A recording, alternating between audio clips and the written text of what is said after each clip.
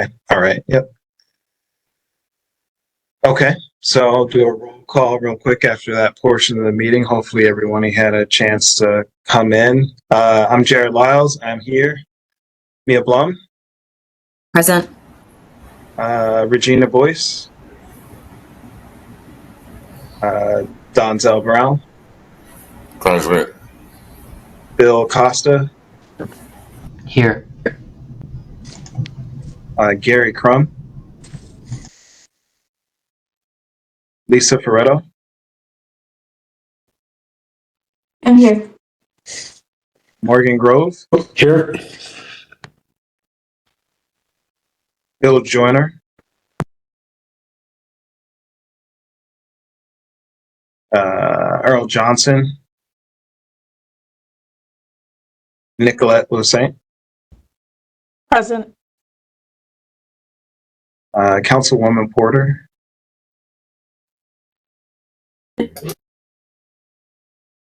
Inez Robb. Brian Smith. Stephanie Smith. Ben Zaitchik.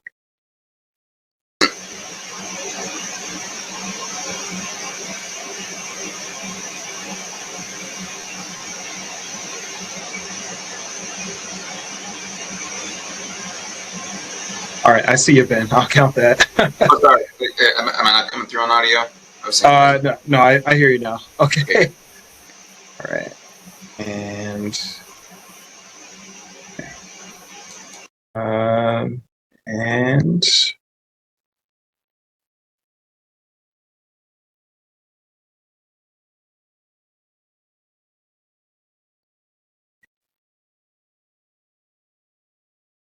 it's like my computer has frozen for the moment. I'm sorry about that.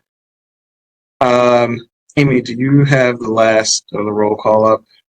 I think you got through the roll call. Ben is the last, and so I heard everybody who was called, and I was able to record it. Okay. And I'm gonna, real quick, while I'm unmuted, call on Ebony to, if you don't mind sharing the slides with the agenda we have for the office updates. We have some slides to include.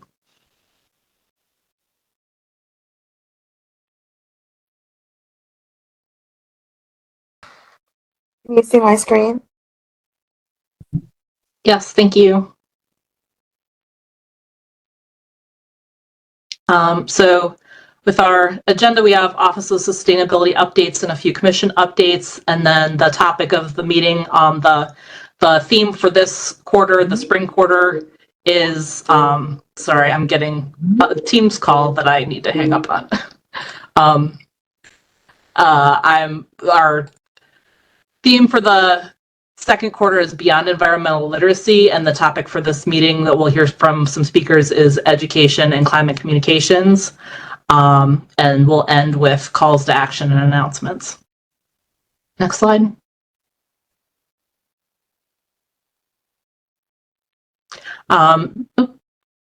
So we've been waiting for this for a while, trying to get it on. Sorry. Ava, can you take over? No problem. Sure, no problem. And you are popular this evening. Good evening again, everyone. We will be hiring a watershed analyst later in the year to support the creation of our citywide or of our watershed master plan that will cover the Gwynns Falls and the Inner Harbor watersheds. And so if you know anyone that's interested, it's a very niche field with very niche kind of like expertise. So we would love help getting this particular opportunity out to the right audiences. And on the next slide, we provide general updates on an upcoming hearing that the office will be speaking at. The Public Health and Environment Committee will be hosting a hearing focused on zero waste, and the office will also be providing specific updates on the sustainability plan. That'll take place next Wednesday at 10 a.m. And you can join in person or virtually. And make sure to subscribe to our newsletter to continue to get updates. And for the first time, the city will be hosting Nature Everywhere Week. I really want to thank and appreciate Gabe Pickus, who I believe is on the call tonight, for really leading this effort and this charge that is somewhat coming out of a 2-year deep engagement on Nature Everywhere that the city had the opportunity to participate in, along with a cohort that includes our youth engagement coordinator, Ebony Smith, several collaborators, including Joanna Pisunier, the sustainability manager for city schools, again, Gabriel Pickus, as well as Terrace King, who have all showed and displayed a tremendous dedication to connecting children to nature and supporting more strategic planning around our Connecting Children to Nature body of work. This will be a week-long event that includes volunteer opportunities that range from tree planting to the removal of invasive species to also a family fun day. And Gabe, if you want to chime in and share any more information, feel free to. I don't know if he's still on the call, but we are really excited to be supporting this week-long event beginning next week, and we'll be posting information on our social media accounts about it, all taking place in our beautiful Jewett Hill Park in the city. So we hope to see people out there. We'll share some links in the chat where people can sign up and register, but it's really a great opportunity to connect to green space across the city and to contribute and do something to play some small part that we can all contribute to our city.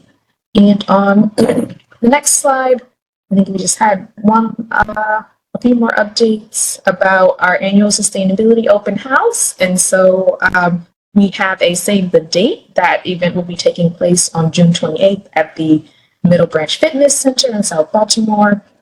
This event is free, and we provide free trees, free food, free giveaways, houseplants.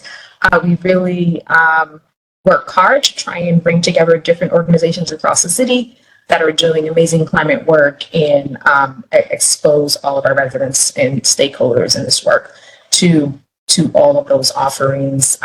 We'll be focusing on community resilience and environmental literacy during the open house, and I look forward to having folks come out. We are right now recruiting different organizations to table at the event.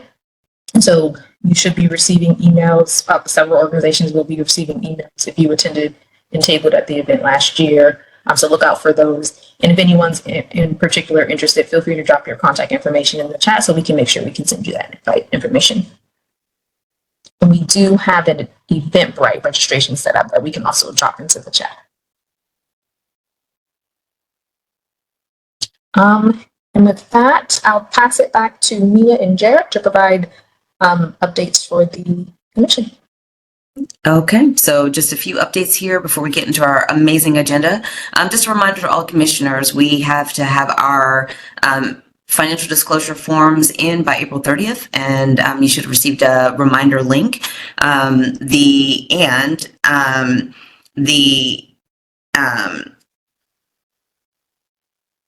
Applications for appointment or reappointment is also open, and we will be starting our process of pre-selection for recommendation to the mayor, and that all commissioners will receive a doodle link to a few dates where we will have those conversations. So that's it for me. Amy, I'm going to throw it back over to you. Great, thank you. Next slide. And there are a few links. I'm a little bit behind in keeping up with the chat. I'll share the link for the open house registration and the website for applications for folks who are interested in nomination for the commission. You can go to the next slide. And then I think that's everything we have for announcements. We can move on to our speakers who'll be speaking about environmental education and climate communication, starting with Valerie Rupp, who's our climate and resilience program manager, and she'll be talking about connections to our plans and climate communications work that the Office of Sustainability is working on.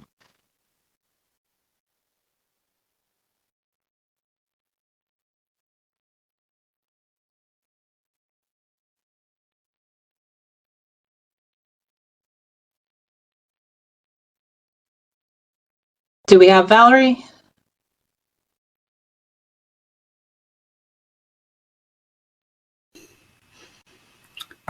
So if someone could just help with that, please. Apologies. If you can just go to the next slide, please. All right, so I just want just a little context for the climate literacy work that we're doing. It is something that is in elements of education are in all of our plans. However, there was a really big push for this in the Climate Action Plan update that we passed last year. So I just wanted to kind of focus this on the Climate Action Plan update. Did include guiding principles. So as you can see with this, it really does focus a lot on education and climate literacy, whether directly or showing that, you know, in order to enact these principles, we really need to be making sure that folks are looking at climate, not only being knowledgeable of it itself, but, you know, how it improves health and safety and quality of life and brings about co-benefits, that affect people throughout the city, and connect to other priorities that the city has itself. Really in making sure that we're engaging people in it and centering this in equity. These are all very tied to the climate literacy work. I just like looking at it through the framework of these principles of how that ties in. Next slide, please. So just a little specifically to set the stage before our other presenters, within the Climate Action Plan, there are a few things that are very specifically climate literacy focused, and then some that are a little more, a little broader, but also involve climate literacy. When we were doing the planning, what we heard the most from people was during engagement sessions was really that there is a great need for education about climate resilience, as well as about the resources that are available. Things that, how to navigate different systems around, for instance, I'll use as an example, if you're looking to get solar energy at your house, there's so many incentives and things like that they get to be very confusing as well. So in addition to looking at climate literacy and why it's important, also how to do it as well was something that people were really, really adamant about during the session. So that was really helpful. So just wanted to note a few examples that are going on now before we talk about some of the goals that are in the plans. So, internally, we did break the plan up into municipal actions and community actions. So looking at some of the municipal workforce engagement and training that's going on, there's the zero waste training for new employees at DPW that's actually being piloted with other agencies coming up on this next quarter. So that's going to be expanding as we go. There is actually a month-long campaign for municipal employees right now, waste reduction that the Climate Corps members and our office are working on, and they're doing some fantastic graphics and things like that are really, really, I've learned some things from the stuff they put together as well. We have climate communications trainings and other trainings that we've sponsored by BOS. And then, of course, trainings that are agency specific. DHCD has been doing different trainings for their team members. DGS has been working with BGE and sent some of us and some of their other folks from the city, to different trainings around energy efficiency and things like that. And of course, the broader resources externally that are for the public, include everything from activities, events, and programs. So, I think a great example of where we look to educate the public a lot of times right here is at these commission meetings, the different speakers that come through and the information that's presented. Of course, our annual open house, youth programs, which Ebony is going to be talking about in detail in a few moments. Baltimore Connecting Children to Nature Network is something that we just started strategic planning for to really bring together those organizations that are working to engage youth in nature so we can, better connect and support that across the city. Our community resiliency hubs do a lot of on-the-ground education for folks in communities. We have our upcoming website update for BOS, and this is just stuff that we're working on. There are so many more examples across the city, either through the city itself or through that organizations, community-based organizations, educational institutes, and so on are doing. Next slide, please.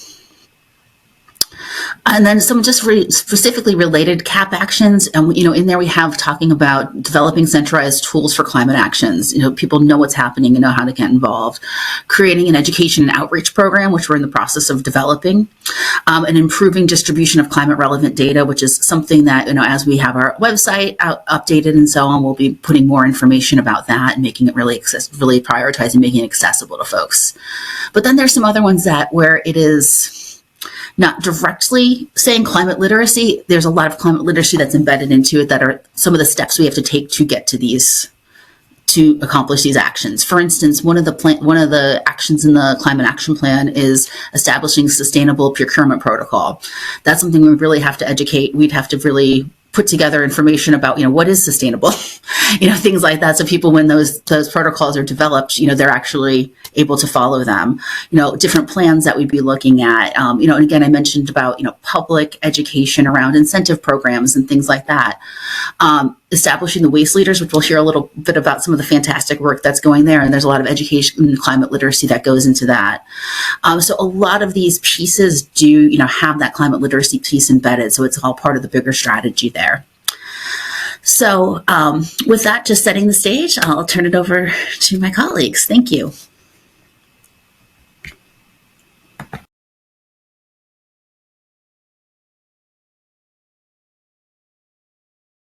Hi, everyone. My name is Ebony Smith.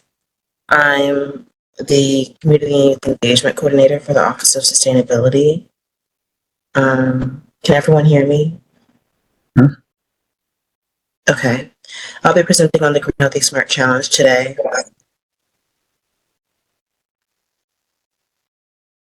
So what is the Green Healthy Smart Challenge? The Green Healthy Smart Challenge was established in 2010. It's a funding award program for student-led projects at Baltimore City Schools, and projects are focused on greening and sustainability. I'm sorry. Here's the thing in the background. I'm sorry, it's just my dog.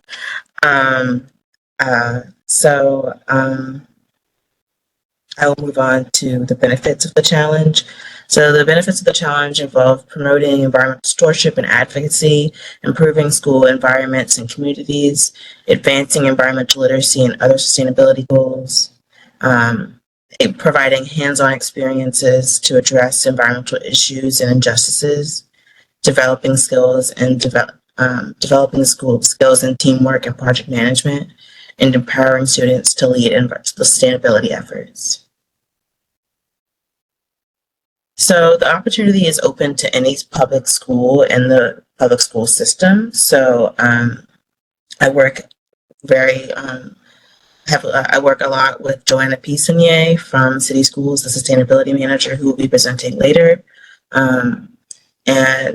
We work together to make sure that schools that are applying for that funding have the opportunity to use funding to execute and implement their projects. The green teams have to have at least 5 students. However, many of them have more than 5. And many of them engage students that are outside of those engage students outside of the green team to broaden their reach to other students throughout the schools.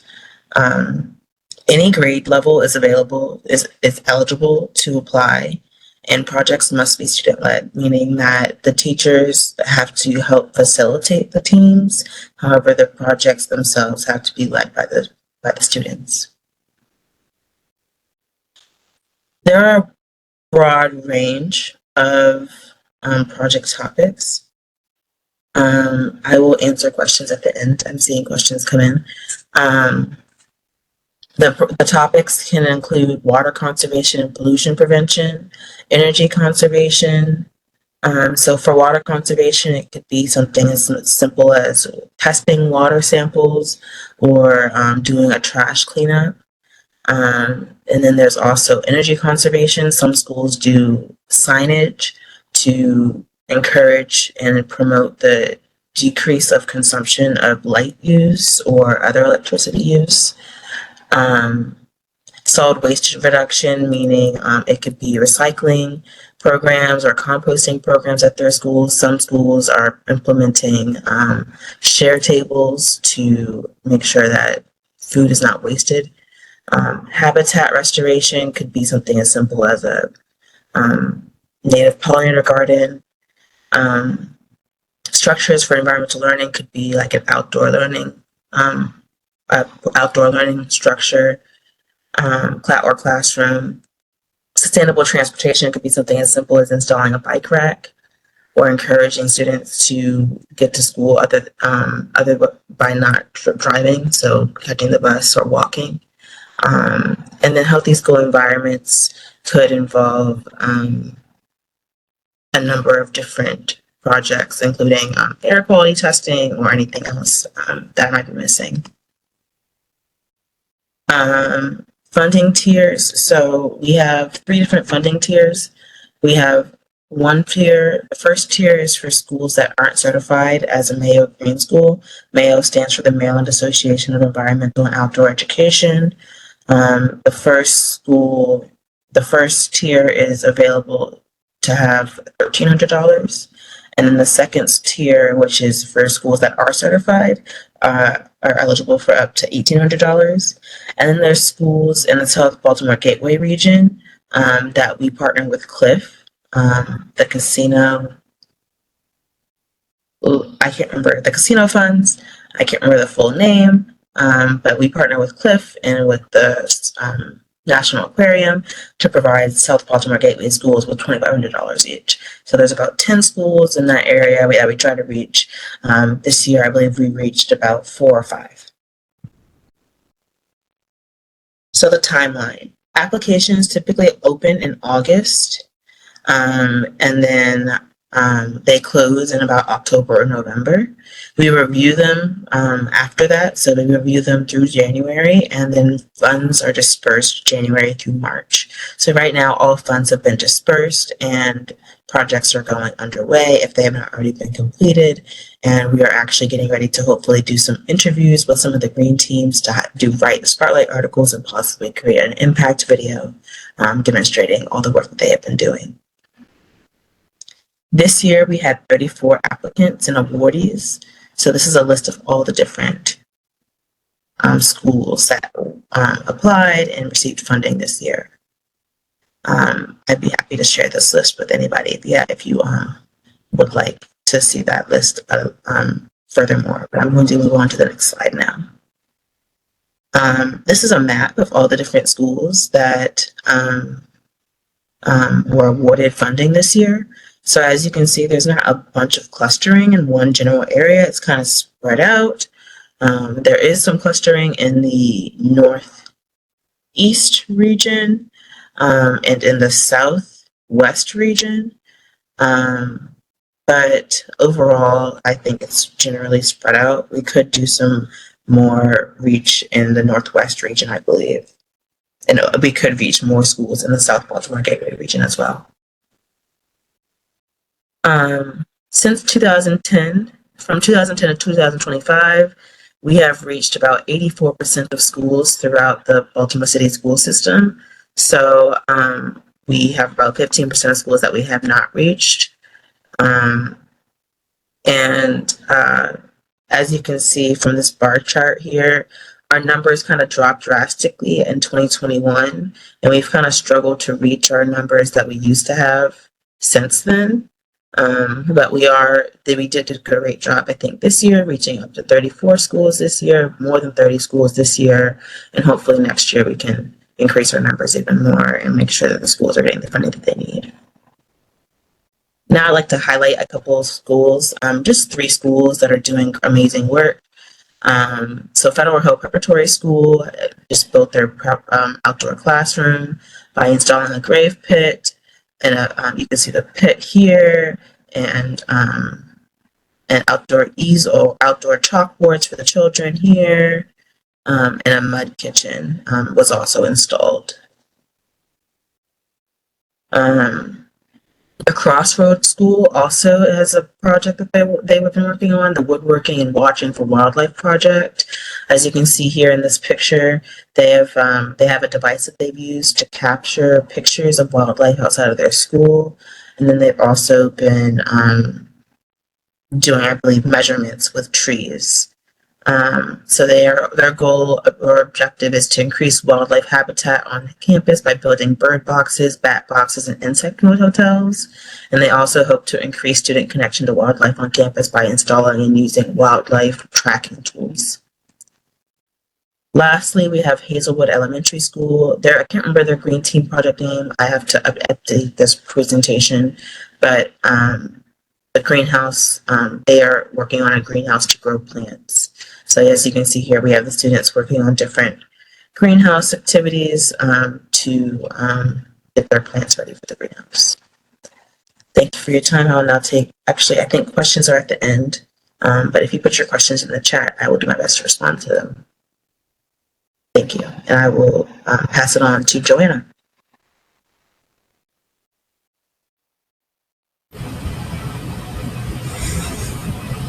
Hi, good afternoon or good evening, everybody. Thank you for having me.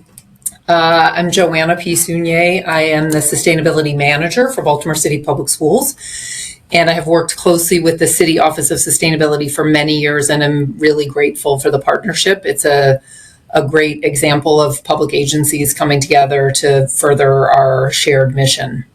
So I'm just going to give a brief overview about the environmental sustainability work that I do. So I'm not going to be talking about like building retrofits and things like that, which is another portion of work that I help support across the district.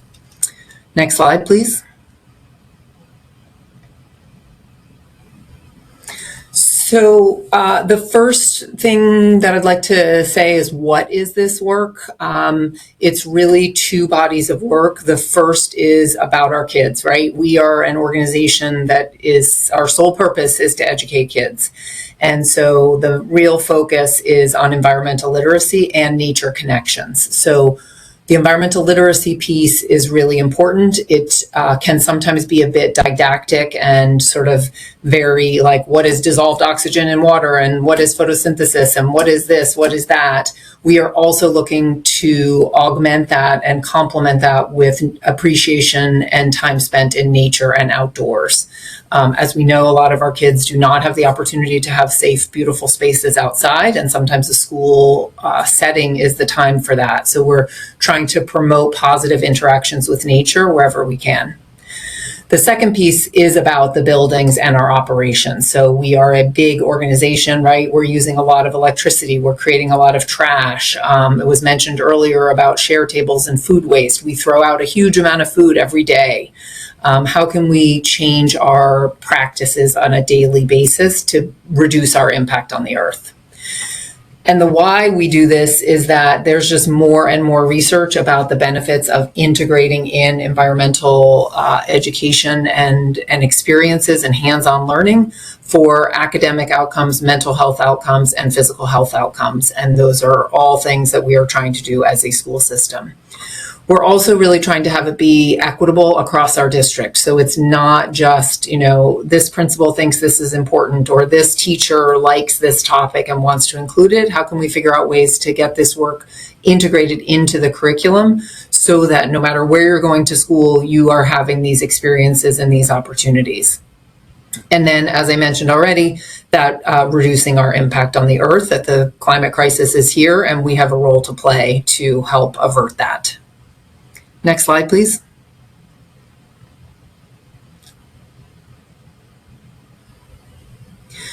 So we have a sustainability plan of our own, and that supports the city's plan. We have these 7 categories. This started, our school board adopted its first sustainability policy in 2016. And it was renewed in 2021 or so. And we now have our sustainability plan, which came out in 2023. So really this was done as me going around to all of our different stakeholders and offices and departments and school leaders, as well as external partners, and saying, where can we identify shared goals between us? And so each of these categories has lots of sub items that we are tracking. I need to make a presentation to the school board once a year on our progress on this work. And so I encourage you to take a look at that, and you'll see a number of overlaps with the city's plan as well. Next slide. So, though I would say the sort of primary piece that I really work on when I'm talking with my colleagues is how can we find those shared benefits? So for not very many people in the school system is environmental sustainability at the top of their priority list. So I have as I think you all probably do in your constituency, right? There's a bell curve of people who are like, this is amazing and I want to be working on this and this is so important. And, we have some young teachers who are coming in saying, what? My school is not recycling? Like, this is crazy. I grew up with this. It's very important to them. And then we have a lot of people at the other end that are saying, I just don't have time for this. Like, I have so many things to do and so much work and my kids need so many things and I can't possibly focus on this. And then a lot of people in the middle who say, well, I think this is important, but I'm not quite sure how to integrate it in. So really trying to find those examples of like why this is important and how they might be able to integrate this work in without having it feel like it's a whole additional new big thing that they have to take on, which often feels overwhelming. So this is just examples of some of the positive outcomes and the research-based evidence for why we are really encouraging this work. Next slide. So I wanted to sort of just go through the different communities that how we view this work within the district. The first is, of course, our students. So how can we provide hands-on, engaging experiences for our kids, both at school and outside of school, whether that be field trips or jobs or summer experiences, whether it be in regular class. How can we really make that be exciting, interesting, and relevant to those kids? Also, as I mentioned, building those connections to nature and really finding ways to spark joy in the outdoors. Next slide. The next group is our teachers, or are our teachers. They are, of course, absolutely crucial. We can't do anything without them. Some of them are very enthusiastic about this work. Others are very hesitant, right? We have field trips that go to our farm sometimes, and it's the teachers who are telling the kids, no, don't touch that. You can't touch that. You're going to get your hands dirty or something. And so trying to help our teachers get comfortable outdoors and with nature, and sort of working with them about what their experiences and comfort with teaching environmental literacy may be. Particularly with our younger ages, like the K-5, they are not necessarily differentiated or as comfortable teaching science. And of course, the environmental literacy often falls into the science category. So helping them feel comfortable with that, as well as integrating that in across different subject areas, because we don't want it to live just in science. So we partner with a lot of other external partners to do training. We do peer learning to try and have our teachers really help lead this work in and beyond the classroom. We also have a stipend program where teachers can earn money to lead green teams and green clubs that Ebony just talked about. And so that has been very, very helpful in encouraging teachers to do this work. Next slide. Our school leaders are also absolutely crucial. We have a lot of autonomy in our principals in Baltimore City Public Schools, unlike many other districts across the country. So really trying to work with our school leaders to help them see opportunities that they are, they're under pressure and are setting goals and trying to help their kids succeed. How can this work help them? So again, like figuring out where can we integrate this into their curriculum or through extracurricular activities. Next slide. The next group is families, also absolutely crucial. Families are, of course, the heart and soul of our kids. And so how can we work to invite our families into our schools and understand and enjoy what their kids are learning and help them thrive on that? And so we've had examples of kids doing recycling and they're going home and asking their parents why they're not recycling at home, or turning off lights or things like that. So we've had a lot of kids bring things home to families, and then families bring things into school. So helping build gardens or do events or go on those field trips to Great Kids Farm. We really, that builds on our family engagement strategy and knowledge that families are absolutely crucial to the well-being of the child in the school. Next slide. Central office leadership, we, a lot of policies and things are coming out of the district office. And so when we can find shared goals, so here are 3 examples. The first one is transportation, right? So that's our me on the left with our transportation director and assistant director. And their goal is to get kids to school on time, safely, right? Their primary goal is not low emissions buses. But if we can bring them low emissions buses, which we were able to do because we got a big grant from the EPA, then that helps them make their life easier. It has turned out there have been some challenges with the electric buses, so not everything is easier for them, but that's an example of something where we can have a shared overlap. Similarly, in the middle, that's a picture of me, our director of design and construction, our chief operating officer, and our director of construction opening our first net zero energy building. There were 2 of them at that time. Graceland and Hollibird opened in 2020 during COVID. Those buildings now have very low energy use. We're figuring out ways to integrate learning into those for those kids in those buildings. And then the picture on the right is a member of our career technology education team, CTE, working on a wind grant. So they were able to get a grant from the Maryland Energy Administration to help teach some of our kids welding and being prepared for the wind economy, which we don't know what's going to happen with the Maryland wind farm right now, but really trying to figure out how can we prepare our kids for the economy and have good paying jobs that they will be able to be qualified for. Next slide. I wanted to just also highlight our Farms to School team. This is based out of our Great Kids Farm. I'm sorry, it's based out of Food and Nutrition Services, and it's the Farm to Schools team, and they run Great Kids Farm. It is actually in Catonsville.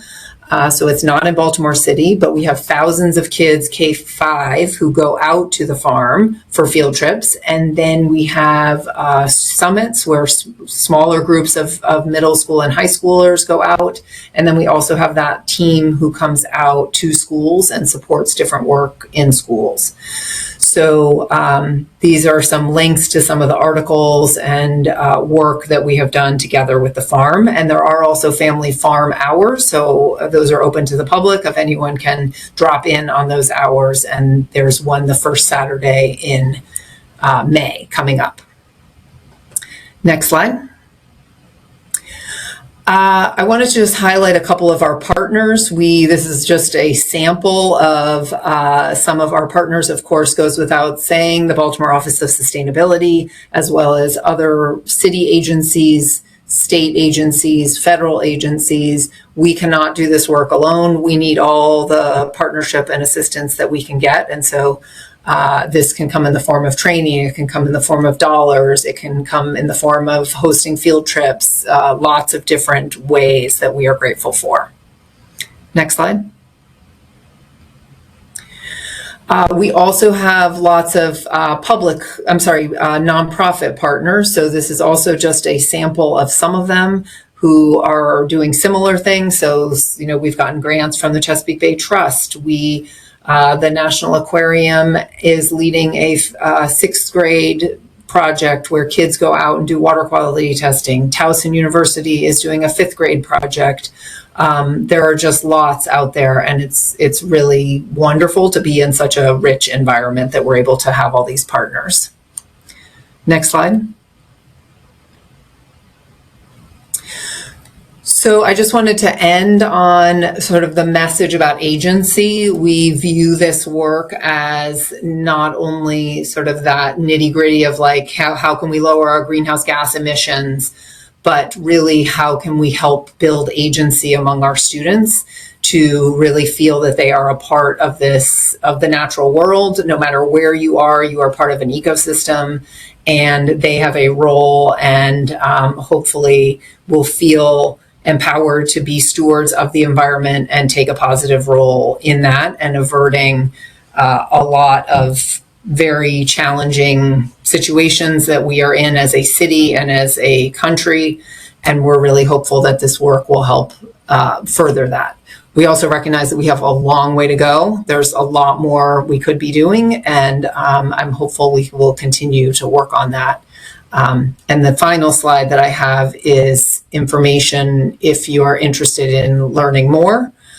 We have our homepage on the City Schools website on the left, and on the right is a Google site that we maintain that has lots of different resources for schools that are exploring sustainability. And I welcome any questions either now or later. And now I'll turn my attention to the chat and answer the questions that have come in there. Thank you so much.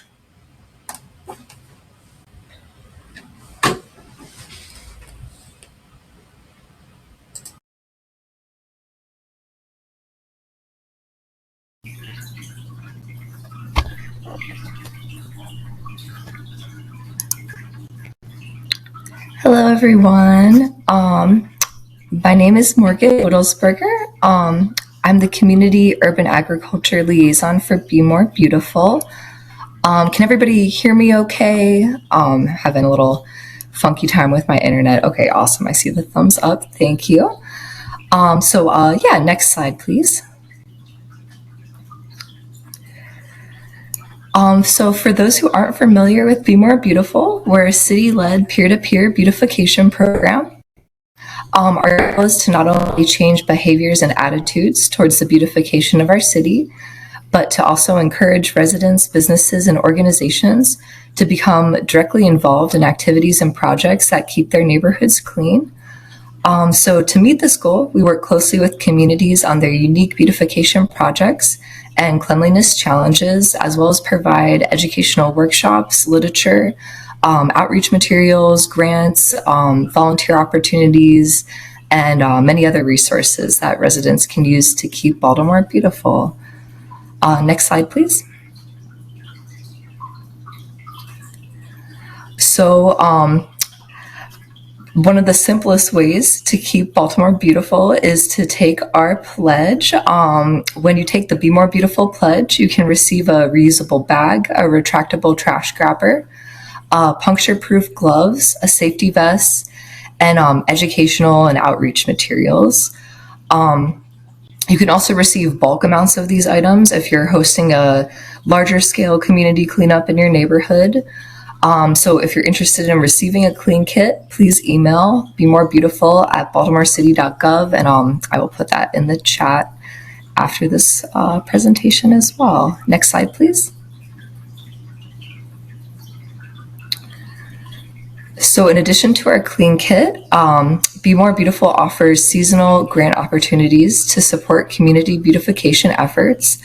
Grant opportunities offered by Be More Beautiful include our Care Lot grant, which is our biggest grant. It supports community organizations that are able to mow and maintain up to 25 vacant lots in their neighborhood from April through October. Our Say Yes grant, also known as our Youth Environmental Stewardship grant, supports community organizations looking to engage youth in the cleaning and beautification of their neighborhoods. Our Love Your Block grant supports small block level community projects. Our Activate Your Space grant funds community groups looking to transform vacant lots through the city. And our newest grant, Project Feed, supports blossoming urban farmers around the city who are growing fresh produce on vacant lots in food deserts. And I'll say a bit more about those soon. Next slide, please. So applications for our grant programs are accepted on a seasonal basis.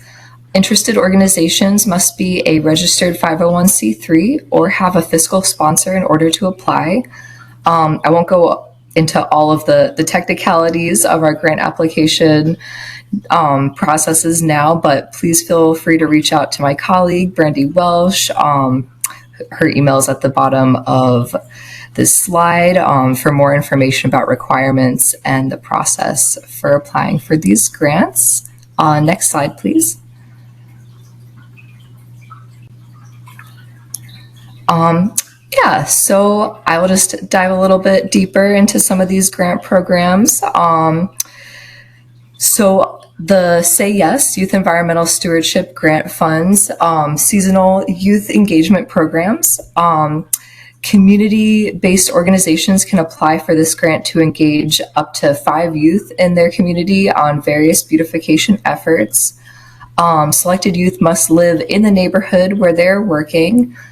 Supervision is provided by community leaders as a way to foster mentorship for the next generation of community leaders and activities. So our application for this grant is now open, and the deadline to apply is May 19th. So I hope we'll get some applications from you all. Next slide, please. So our Love Your Block micro grant is a community engagement grant designed to support small projects that have a clear public benefit, focusing on the reduction of litter and the enhancement of the overall aesthetic and safety of the neighborhood. Interested residents, neighborhood groups, and community organizations are invited to apply. Be More Beautiful will award projects up to $1,500, and Love Your Block will reopen in July.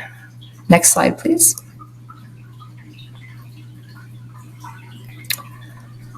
So our Care a Lot program is designed to support community-based organizations that have the capacity to mow and maintain vacant lots during the grow season, which we call April to September. As I mentioned before, eligible organizations must be registered 501c3s or have a fiscal sponsor with that designation. This program is not intended for landscaping, small haulers, or other small businesses. The Care a Lot grant is now closed, but will reopen in January 2026. Next slide, please. So our Activate Your Space grant is an ancillary grant program to our popular Care a Lot program. Under Activate Your Space, applicants are able to apply for grant funds up to $5,000 to transform vacant lots through the city. Activate Your Space is designed to provide the resources, education, and support to create unique, safe, and publicly accessible community-managed green spaces. Importantly, Activate Your Space prioritizes applicants that incorporate at least one crime prevention through environmental design strategy into their application. So this application is now closed, but will reopen in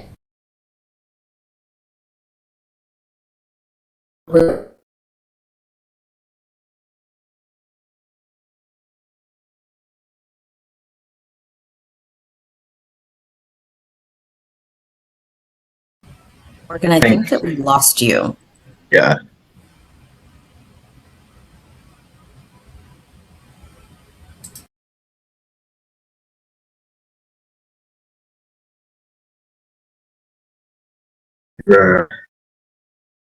Maybe a minute or two to hop back on.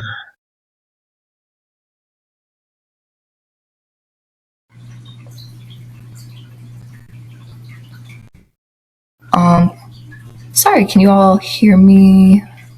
Yes. Oh, did the slide change on y'all's end? It's looking like the same one on my end. We're still seeing the Activate Your Space. And we lost you while you were talking about the Activate Your Space. Oh, okay. I'm so sorry. Where did you all lose me? Or I can re-present that slide. Sorry. Just right at the end when the grant opportunity was the deadline. Oh, okay. Sorry about that. Yeah, so our application for the Activate Your Space, it's closed now, but it'll reopen in October 2025. Yeah, cool. And we can go to the next slide. Sweet, thank you.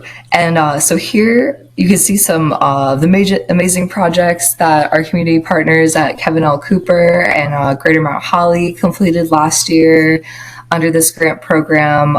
So this one's really fun. There's lots of inspirational stuff that people are doing around the city with this grant. So just a little preview of that. Next slide, please.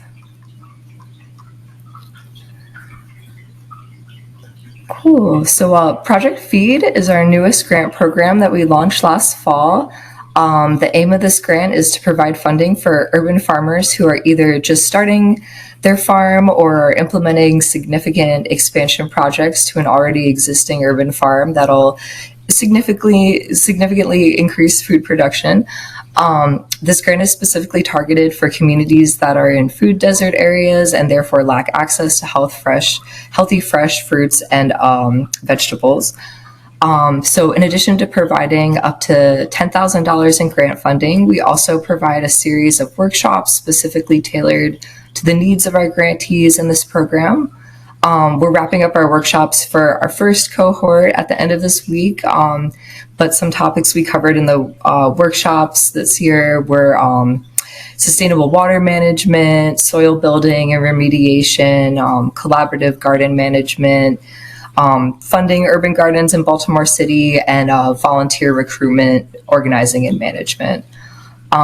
So we're planning to reopen this grant, fingers crossed, in the fall of 2025. So please keep an eye on our website for updates about that timeline. Next slide, please. So speaking of workshops, that brings me to another aspect of our program, which is educational outreach. So Be More Beautiful offers at least one free public workshop per month on a variety of urban gardening, sustainability, and other beautification-related topics. Some workshops we offered last year covered topics such as upcycling for urban gardens, permaculture, food forestry, flower farming, climate resilient gardening, seed saving, pollinator gardening, and more. This year, we have had workshops on microgreens, high tunnel and greenhouse building and maintenance, crop planning, and urban fruit tree cultivation.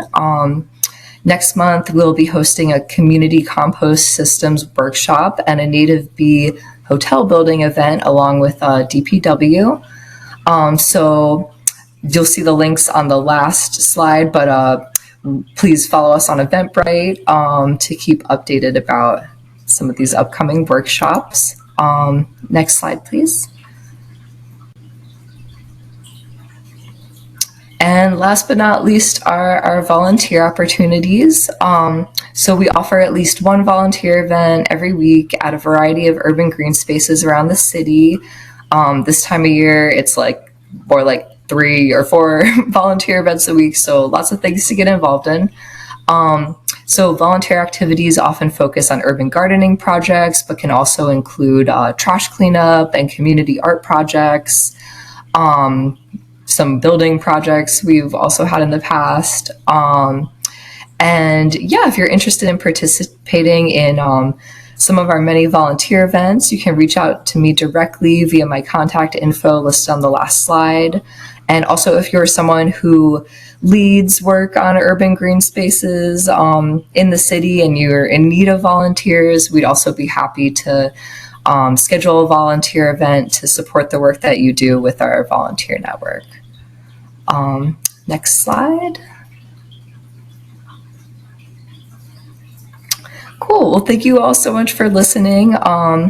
Yeah, so here you can see the contact information for me as well as my colleagues, a link to our YouTube channel, which has recordings of our past workshops posted, our Eventbrite, like I said, which has some of our upcoming workshops and events listed, our Facebook, which is up to date with all of our activities, including resources for urban gardeners in the city, upcoming grants, volunteer days, workshops, and events, and our volunteer match page, which has a number of our volunteer opportunities posted. So thank you all again, and I will jump into the chat and check out some of those questions.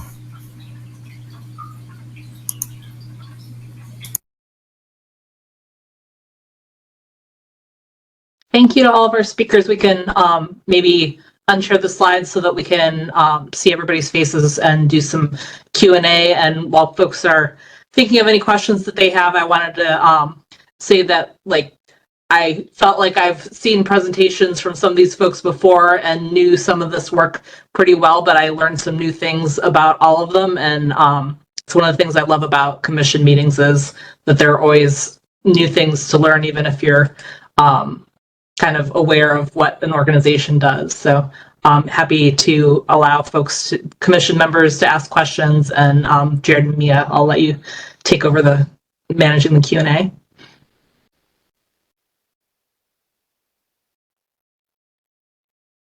I'm gonna check the chat real quick to see if there's any questions that we missed.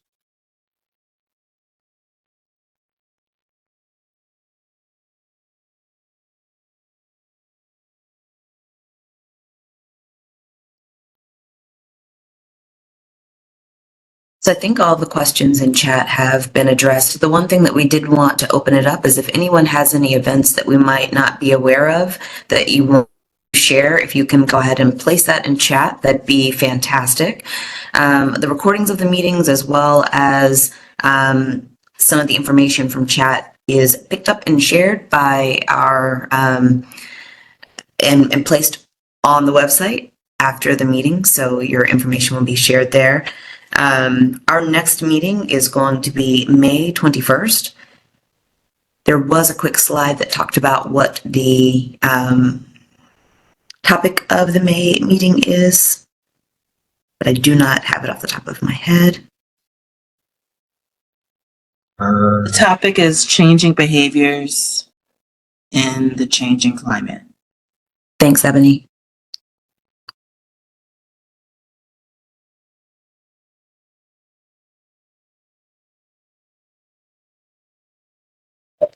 I'd like to just add one thing that, and I mentioned it to Amy, that the Maryland Naturalist Program is now going on. It started about a month and a half ago, and it's being hosted at Still Meadow Community Church, and I'm sure there'll be additional trainings over the year. And there will be a new book coming out from Johns Hopkins University associated with that program that focuses on a variety of topics that are related to Maryland naturalists. It includes a section on urban ecology, includes a section on environmental justice, as well as the usual bugs, bees, and trees.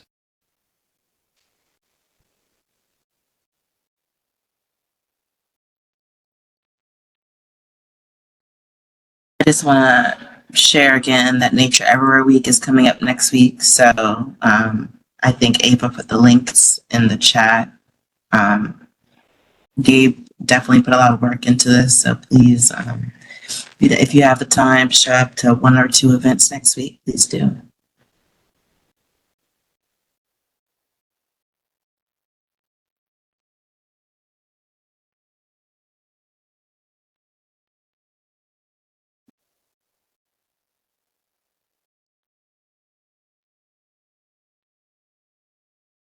Khalid says we're launching a business community outreach program targeting community serving building owners and operators to help with BEPS compliance.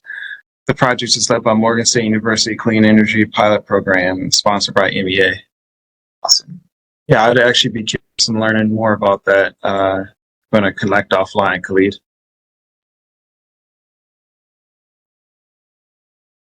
Sure thing. I'm just getting familiar with this this brand of virtual meetings, so my apologies for the delay in the mute button. But absolutely, Jared, if you want to reach out, we can discuss more. Yeah, if you could drop your contact info in the chat, or just at me directly. Okay, I'm navigating. Again, this is new territory for me, so I tell you what, I'll send you mine. Yeah.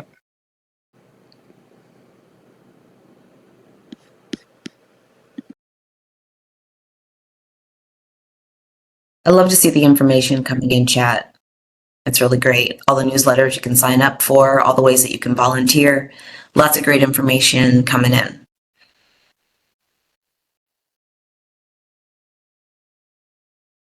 Yeah, I was going to mention Joanna PCNU put her link in the chat for signing up for her Green Schools Update newsletter, and I get that newsletter, and it always has a lot of great stuff, both as far as learning about things that are going on and also different programs and trainings and things that folks who are working in schools can take advantage of. Looks like Morgan added the Master Naturalist link and City Nature Challenge. Yes, that's coming up this weekend. It's basically a competition that's gone on for a few years where different cities compete to record kind of what type of nature that they see in their neighborhoods and in their cities. So there's a certain app that folks use to take pictures, and then there's kind of a count of all the different species that folks record, and try to record as many as possible.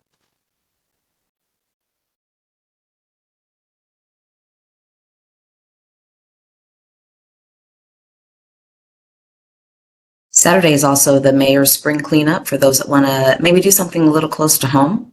If you have not registered through 311, you can go ahead and do that, and there still might be an opportunity to participate in that way. It's 9 to 1 on Saturday.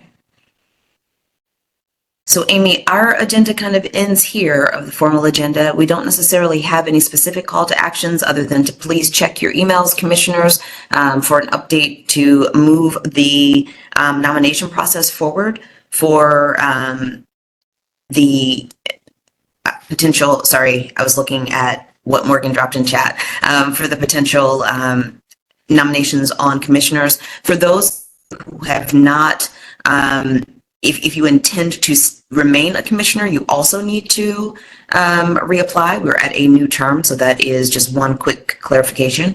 Wanted to make sure that everyone was aware of that. And I think we might be able to adjourn the meeting. I just want to check in with co-chair here. Yeah, I think that's it. And everybody, I guess, look out. We're going to put some information in the email about the next upcoming meeting about new commissioners as well, that you want to pay close attention to. And one thing I wanted to mention related to nominations, just for clarification, because I've gotten some questions as far as kind of how many terms can commission members serve. I got clarification on this today. Basically, commission members can serve 2 full terms, plus if they are appointed partway through another term, that they can basically, if you've started on a partial term, you've the 2 additional terms would be after that partial term. So if folks are trying to kind of figure out if they qualify to be reappointed, that's I can talk to you specifically as far as if you have specific questions about when you were originally appointed and if you qualify. Amy, that might be good to follow up an email, because it might be hard at some point to know what full terms and partial terms were. And so it'd be really helpful, I think, to follow up an email. Yep.